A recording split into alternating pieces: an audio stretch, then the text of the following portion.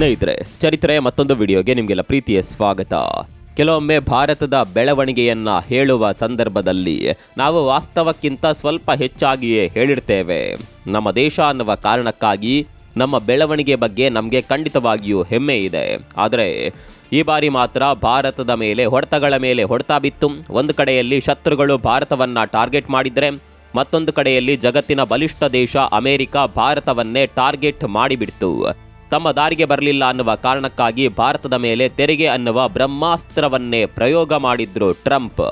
ಅಮೆರಿಕದಂತಹ ದೇಶ ತೆರಿಗೆ ಹಾಕಿದಾಗ ಪರಿಣಾಮವಂತೂ ಆಗಿಯೇ ಆಗುತ್ತೆ. ನಾವು ಕೂಡ ಇದನ್ನ ಸಮರ್ಥಿಸಿಕೊಂಡು ಭಾರತಕ್ಕಾದ ನಷ್ಟವನ್ನ ಹೇಳುವ ಬದಲು ಲಾಭವನ್ನ ಮಾತ್ರ ಹೇಳ್ತಾ ಬಂದ್ವಿ. ನಾವು ನಮ್ಮನ್ನ ಎಷ್ಟೇ ಸಮರ್ಥಿಸಿಕೊಂಡು ಬಂದರೂ ಅಸಲಿ ಸತ್ಯ ಒಂದಲ್ಲ ಒಂದು ದಿನ ಜಗತ್ತಿನ ಮುಂದೆ ಬಂದೇ ಬರುತ್ತೆ. ಅದರಲ್ಲೂ GDP ವಿಷಯ ಬಂದಾಗ ಟ್ರಂಪ್ ತೆರಿಗೆ ದಾಳಿಯ ಪರಿಣಾಮ ಎಷ್ಟರ ಮಟ್ಟಿಗೆ ಆಗಿದೆ ಅನ್ನೋದು ಗೊತ್ತಾಗುತ್ತೆ ಅನ್ನೋದು ಎಲ್ರಿಗೂ ಗೊತ್ತಿತ್ತು. ಹೀಗಾಗಿ ಜಗತ್ತಿನ ಬೇರೆ ಬೇರೆ ದೇಶಗಳು ಕೂಡ ಈ ವಿಚಾರದ ಮೇಲೆ ಕಣ್ಣಿಟ್ಟಿದ್ದವು. ಭಾರತ ಕೂಡ ದೊಡ್ಡ ಪ್ರಮಾಣದ ನಿರೀಕ್ಷೆಯಲ್ಲಿ ಇರಲಿಲ್ಲ. ಈ ಕ್ವಾರ್ಟರ್ನಲ್ಲಿ ಭಾರತದ GDPಯಲ್ಲಿ 7.4% ಪ್ರಗತಿ ಕಂಡ್ರು ದೊಡ್ಡ ಸಾಧನೆ ಅಂತ ಆರ್ಥಿಕ ತಜ್ಞರು ವಿಶ್ಲೇಷಣೆ ಮಾಡ್ತಾ ಇದ್ರು. ಇನ್ನು ಕೆಲವರು ತೆರಿಗೆಯ ಪರಿಣಾಮದಿಂದಾಗಿ ಭಾರತದ GDP ಮೇಲೆ ದೊಡ್ಡ ಪ್ರಮಾಣದ ಹೊಡೆತ ಬೀಳುತ್ತೆ ಅಂತ ಅಂದುಕೊಂಡಿದ್ರು. ಆದರೆ ಯಾರೂ ಕೂಡ ನಿರೀಕ್ಷೆ ಮಾಡದ ರೀತಿಯಲ್ಲಿ ಭಾರತದ ಆರ್ಥಿಕತೆ ಬೆಳೆದು ನಿಂತಿದೆ. ಈ ಬಾರಿ ಭಾರತದ GDP ಪ್ರಗತಿ ಬರೋಬ್ಬರಿ 8.2% ಏರಿಕೆಯಾಗಿದೆ. ಭಾರತದ GDP ಬೆಳವಣಿಗೆ ಅಮೆರಿಕಾಗೆ ಸೆಡ್ ಹೊಡೆದು ನಿಂತು ಬಿಟ್ಟಿದೆ. ಭಾರತದ ಈ ಸಾಧನೆಯನ್ನ ಕಂಡು ಜಗತ್ತಿನ ಬಲಿಷ್ಠ ದೇಶಗಳು ಕೂಡ ಬೆಚ್ಚಿ ಬಿದ್ದಿದ್ದಾವೆ. ಅಷ್ಟಕ್ಕೂ ಅಮೆರಿಕದ ಪ್ರಖರ ತೆರಿಗೆ ದಾಳಿಯ ನಡುವೆಯೂ ಭಾರತದ GDP ಗ್ರೋತ್ ರೇಟ್ ರಾಕೆಟ್ ವೇಗದಲ್ಲಿ ಏರಿಕೆಯಾಗಿದ್ದು ಹೇಗೆ? ವಿಶ್ವದ ಬಲಿಷ್ಠ ಆರ್ಥಿಕತೆಯ ಎದುರು ಭಾರತ ಪುಟಿದೆದ್ದು ನಿಂತಿದ್ದು ಹೇಗೆ? ಭಾರತ ಎಲ್ಲರ ನಿರೀಕ್ಷೆಯನ್ನ ಮೀರಿ ಬೆಳೆದದ್ದು ಹೇಗೆ? ಎಲ್ಲವನ್ನ ತೋರಿಸ್ತೀವಿ ನೋಡಿ.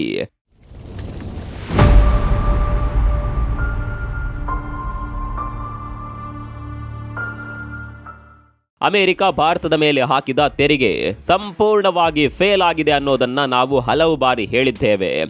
ಆದರೆ ಈ ಬಾರಿ ಪ್ರೂಫ್ ಸಮೇತ ಹೇಳುವ ಕಾಲ ಬಂದಿದೆ. ಈ ಬಾರಿ ಹಿಂದೆ ಮುಂದೆ ನೋಡದೆ ಅಮೆರಿಕ ಭಾರತದ ಮೇಲೆ ಹಾಕಿದ್ದ ತೆರಿಗೆ ಸಂಪೂರ್ಣವಾಗಿ ಫೇಲ್ ಆಗಿದೆ ಅಂತ ಘಂಟಾಘೋಷವಾಗಿ ಹೇಳಬಹುದು.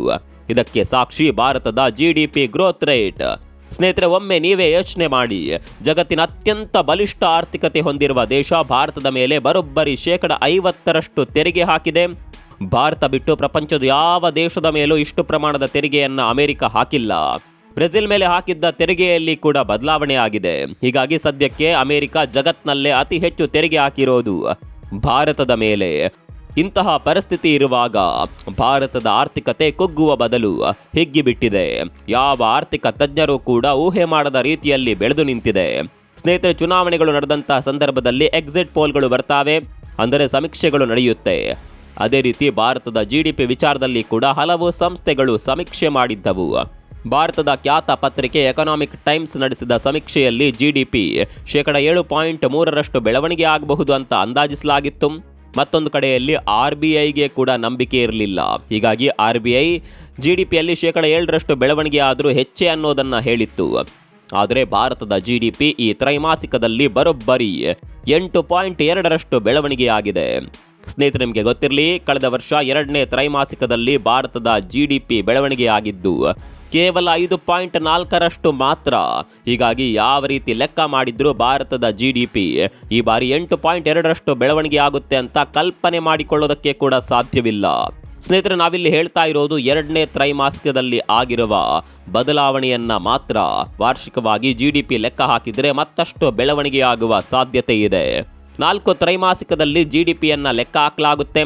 ಏಪ್ರಿಲ್ನಿಂದ ಜೂನ್ವರೆಗೆ ಮೊದಲ ತ್ರೈಮಾಸಿಕ, ಜುಲೈನಿಂದ ಸೆಪ್ಟೆಂಬರ್ನವರೆಗೆ 2ನೇ ತ್ರೈಮಾಸಿಕ, ಅಕ್ಟೋಬರ್ನಿಂದ ಡಿಸೆಂಬರ್ನವರೆಗೆ 3ನೇ ತ್ರೈಮಾಸಿಕ ಹಾಗೂ ಜನವರಿಯಿಂದ ಮಾರ್ಚ್ವರೆಗೆ 4ನೇ ತ್ರೈಮಾಸಿಕ. ಈಗ ಬಿಡುಗಡೆಯಾಗಿರೋದು 2ನೇ ತ್ರೈಮಾಸಿಕದ ವರದಿ. ಅಂದರೆ ಜುಲೈನಿಂದ ಸೆಪ್ಟೆಂಬರ್ವರೆಗೆ ಆಗಿರುವ ಬೆಳವಣಿಗೆ ಇದು. ಅಮೆರಿಕದ ತೆರಿಗೆಯ ಪರಿಣಾಮ ಪೀಕ್ನಲ್ಲಿದ್ದ ಸಂದರ್ಭ ಅದು. ಇಂತಹ ಸಂದರ್ಭದಲ್ಲೂ ಭಾರತದ GDP ದೊಡ್ಡ ಪ್ರಮಾಣದಲ್ಲಿ ಬೆಳವಣಿಗೆಯಾಗಿದೆ ಅಂದರೆ ಜಸ್ಟ್ ಇಮ್ಯಾಜಿನ್ ಮಾಡಿಕೊಳ್ಳಿ. ಒಂದು ವೇಳೆ ಅಮೆರಿಕ ತೆರಿಗೆ ಹಾಕದೇ ಇರ್ತಾ ಇದ್ರೆ ಭಾರತದ GDP ಅದೆಷ್ಟು ಬೆಳವಣಿಗೆ ಆಗ್ತಾ ಇತ್ತು.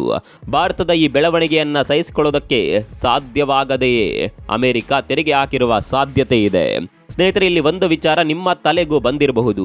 ಭಾರತ ಇಷ್ಟೊಂದು ಬೆಳವಣಿಗೆ ಆಗೋದಕ್ಕೆ ಕಾರಣ ಜಿಎಸ್ಟಿಯಲ್ಲಿ ಆದ ಇಳಿಕೆ, ಜಿಎಸ್ಟಿಯಲ್ಲಿ ಆದ ಬದಲಾವಣೆ ಜಿಡಿಪಿ ಬೆಳವಣಿಗೆಗೆ ಕಾರಣವಾಗಿರಬಹುದು ಅಂತ ನಿಮ್ಗೆ ಅನ್ಸಿರಬಹುದು. ಸ್ನೇಹಿತರೆ, ಒಂದು ವಿಚಾರ ಇಲ್ಲಿ ನಿಮಗೆ ಗೊತ್ತಿರಬೇಕು. ಜಿಎಸ್ಟಿಯಲ್ಲಿ ಆದ ಬದಲಾವಣೆಗಳು ಸೆಪ್ಟೆಂಬರ್ನಲ್ಲಿ ಆಗಿದ್ದು, ಅಂದರೆ ತ್ರೈಮಾಸಿಕದ ಎಂಡ್ನಲ್ಲಿ ಈ ಜಿಎಸ್ಟಿಯಲ್ಲಿ ಬದಲಾವಣೆಗಳು ಆಗಿತ್ತು. ಇದನ್ನ ನೀವು ಸೂಕ್ಷ್ಮವಾಗಿ ಅರ್ಥ ಮಾಡಿಕೊಳ್ಳಬೇಕು. ಜಿಎಸ್ಟಿ ಬದಲಾವಣೆಯ ಇಂಪ್ಯಾಕ್ಟ್ ಕೂಡ ಅಷ್ಟೊಂದು ಪ್ರಮಾಣದಲ್ಲಿ ಜಿಡಿಪಿ ಬೆಳವಣಿಗೆ ಮೇಲೆ ಆಗಿಲ್ಲ. ಇದರ ಇಂಪ್ಯಾಕ್ಟ್ ಮುಂದಿನ ತ್ರೈಮಾಸಿಕದಲ್ಲಿ ಕಾಣಿಸಿಕೊಳ್ಳುತ್ತೆ. ಹೀಗಾಗಿ ಯಾವ ಇಂಪ್ಯಾಕ್ಟ್ಗಳು ಕೂಡ ಇಲ್ಲದೆ ಭಾರತದ ಜಿಡಿಪಿ ಇಷ್ಟರ ಮಟ್ಟಿಗೆ ಬೆಳೆದಿದೆ ಅಂದರೆ ಮುಂದಿನ ತ್ರೈಮಾಸಿಕದಲ್ಲಿ ಭಾರತದ ಜಿಡಿಪಿ ಎಷ್ಟರ ಮಟ್ಟಿಗೆ ಬೆಳೆಯಬಹುದು ಅನ್ನೋದನ್ನ ನೀವೇ ಊಹೆ ಮಾಡಿಕೊಳ್ಳಿ. ಸ್ನೇಹಿತರೆ, ಇಲ್ಲಿ ಮತ್ತೊಂದು ವಿಚಾರ ನಿಮಗೆ ಗೊತ್ತಿರಬೇಕು. ಸಾಮಾನ್ಯವಾಗಿ ಜಿಡಿಪಿ ಬೆಳವಣಿಗೆ ದರಗಳು ಮೊದಲ ತ್ರೈಮಾಸಿಕದಲ್ಲಿ ಸಹಜವಾಗಿಯೇ ಹೆಚ್ಚಾಗಿರುತ್ತೆ. ಎರಡನೇ ತ್ರೈಮಾಸಿಕಕ್ಕೆ ಬರುವಾಗ ಸ್ವಲ್ಪ ಪ್ರಮಾಣದಲ್ಲಿ ಕಡಿಮೆ ಆಗುತ್ತೆ. ಮೂರನೇ ತ್ರೈಮಾಸಿಕದಲ್ಲಿ ಅದಕ್ಕಿಂತ ಸ್ವಲ್ಪ ಕಡಿಮೆ, ಹಾಗೂ ಕೊನೆಯ ತ್ರೈಮಾಸಿಕದಲ್ಲಿ ಸ್ವಲ್ಪ ಪ್ರಮಾಣದ ಬದಲಾವಣೆಗಳು ಆಗುತ್ತೆ. ಆದರೆ ಭಾರತದ ಜಿಡಿಪಿಯಲ್ಲಿ ಮಾತ್ರ ಇದರ ಉಲ್ಟಾ ಆಗಿದೆ.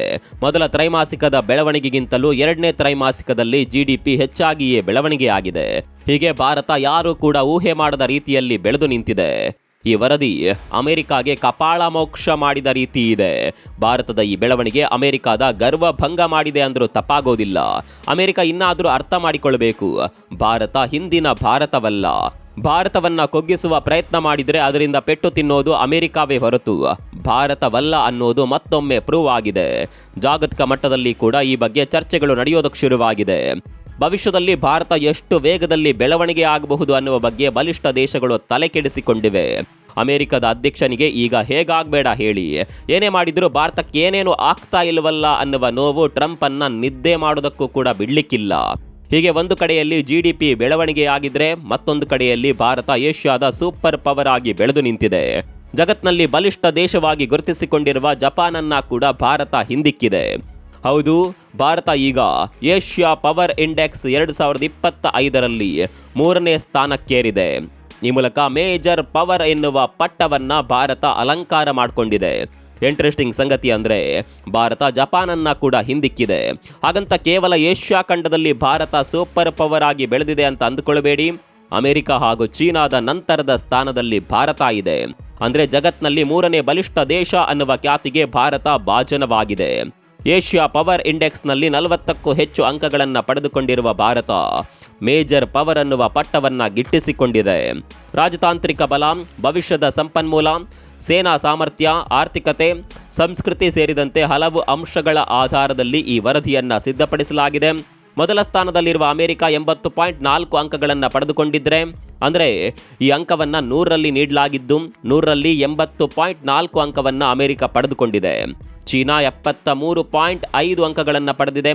ಭಾರತ 40 ಪಾಯಿಂಟ್ಸ್ಗಳನ್ನು ಪಡೆದುಕೊಂಡಿದೆ. ಕಳೆದ ವರ್ಷ ಜಪಾನ್ ಭಾರತಕ್ಕಿಂತ ಮುಂದೆ ಇತ್ತು, ಆದರೆ ಈ ಬಾರಿ ಜಪಾನನ್ನ ಕೂಡ ಹಿಂದಿಕ್ಕಿ ಭಾರತ ಮುಂದೆ ಹೋಗಿದೆ. ಈ ವರದಿ ಬಿಡುಗಡೆ ಆದ ನಂತರ ಭಾರತದ ಆಪರೇಷನ್ ಸಿಂಧೂರದ ಬಗ್ಗೆ ಚರ್ಚೆ ನಡೆಯೋದಕ್ಕೆ ಶುರುವಾಗಿದೆ. ಆಪರೇಷನ್ ಸಿಂಧೂರದ ಸಕ್ಸಸ್ಸೇ ಭಾರತದ ಬೆಳವಣಿಗೆಗೆ ಕಾರಣ ಅನ್ನುವ ಮಾತುಗಳು ಕೇಳಿ ಬರ್ತಾ ಇದೆ. ಅಲ್ಲಿಗೆ ಪಾಕಿಸ್ತಾನ ಏನೇ ನಾಟಕ ಮಾಡಿ ಸುಳ್ಳು ಹೇಳಿದ್ರು ಭಾರತ ಸಾಕ್ಷಿ ಸಮೇತ ಪಾಕಿಸ್ತಾನಕ್ಕಾದ ಅವಮಾನವನ್ನ ಪದೇ ಪದೇ ಪ್ರೂವ್ ಮಾಡ್ತಾನೇ ಇದೆ. ಅದೇನಿರಲಿ, ಭಾರತ ಈಗ ಎಲ್ಲ ವಿಭಾಗದಲ್ಲಿ ಕೂಡ ಬೆಳವಣಿಗೆ ಆಗ್ತಾನೇ ಇದೆ. ಅದು ಜಿಡಿಪಿ ಆಗಲಿ, ಸೇನಾ ಸಾಮರ್ಥ್ಯವಾಗಲಿ. ಭಾರತದ ಈ ಬೆಳವಣಿಗೆ ಬಗ್ಗೆ ನಿಮ್ಗೆ ಏನನ್ಸುತ್ತೆ ಕಾಮೆಂಟ್ ಮಾಡಿ.